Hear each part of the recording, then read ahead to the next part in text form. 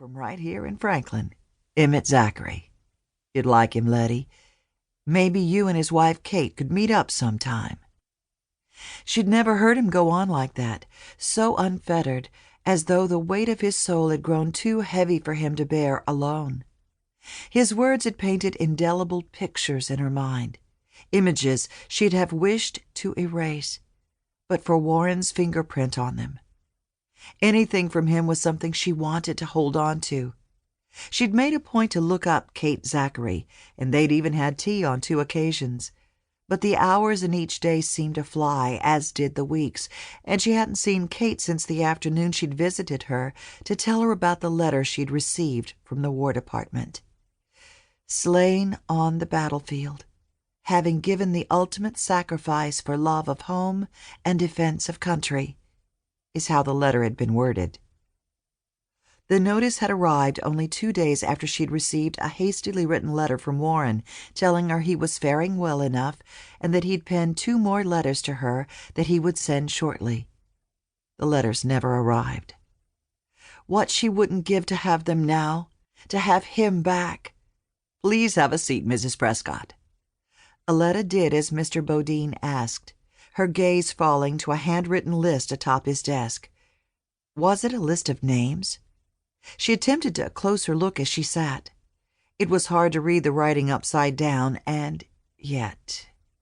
She was fairly certain she saw Marion's name, the co-worker she'd seen crying moments earlier. Aletta swallowed, panic clawing its way up her chest. "Mrs. Prescott, you know how much we appreciate your work, how you—" "Please don't take away my job, Mr. Bodine. Reduce my hours if you need to, but—" "Mrs. Prescott, I'm behind on the mortgage, Mr. Bodine, and keeping food in the pantry is already a challenge.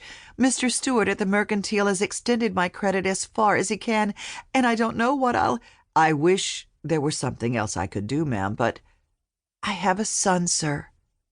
Andrew. He's 6 years old, today, in fact." She tried to smile and failed.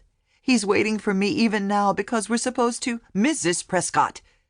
His voice was sharp. "Please do not make this more difficult on me than it already is. You are an exceptional worker, and I've written you an outstanding reference, which is more than I'm doing for the others." He pushed a piece of paper across the desk. Numb, Aletta could only stare at it, the words on the page blurring in her vision. "With the war, customers aren't buying clothing like they used to, and there's simply not enough work for the seamstresses we've employed. I'm sorry. You were one of the last women we hired, so it only seemed fitting." "But you complimented me a moment ago. You said I always do excellent work." "I know what I said, Mrs. Prescott." He averted his gaze. "I was hoping to soften the blow." She blinked and moved a hand to her midsection, feeling as though she'd been gut-punched, as Warren might have said. It had taken her weeks to find this job, and that had been almost a year ago, after she'd lost her job at the bakery. The town of Franklin was in far worse shape economically now than then.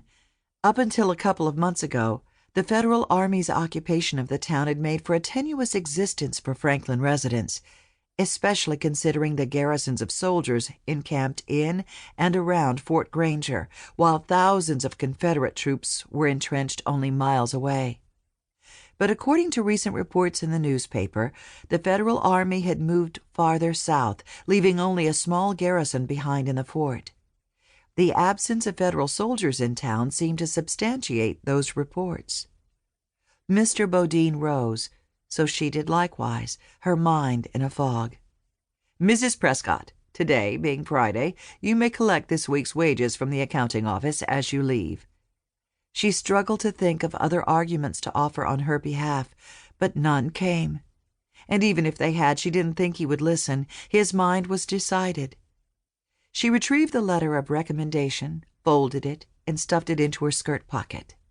Moments later, she exited the factory and walked to the corner, numb, not knowing what to do, where to go. So she started walking. And with each footfall, snatches of the conversation from Mr. Bodine's office returned on a wave of disbelief and anger. "Please do not make this more difficult on me than it already is."